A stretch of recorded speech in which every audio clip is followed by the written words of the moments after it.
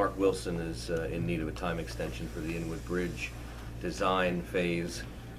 Again, that's because the design of a rehab, and he's known this since the decision was made to do a rehab, the design for a rehab is more intensive than the design for a replacement. And originally his schedule included design for a replacement because that's where we originally thought we were headed. So now that they're in the midst of it, they're running up against the deadline and they aren't going to make that with the design. So he's requesting, or we're requesting actually of PennDOT for an extension of 18 months to the design phase portion of this bridge.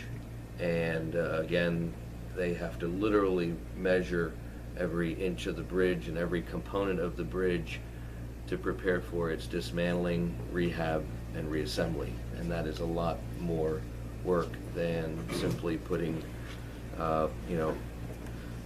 sitting down at the CAD computer and designing another bridge, which can be done fairly quickly. So would ask for your approval to submit a request for extension of 18 months on the design of the Inwood Bridge. I'll move to approve the extension. Second.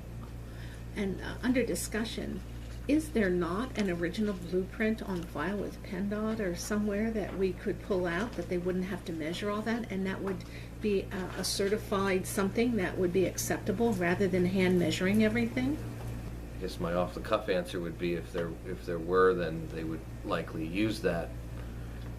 Two things to add to that. One, it was built in 1899, so wherever there's records, if there were any, if they kept any as-builts on record, they may not exist or they may not be retrievable. I don't know.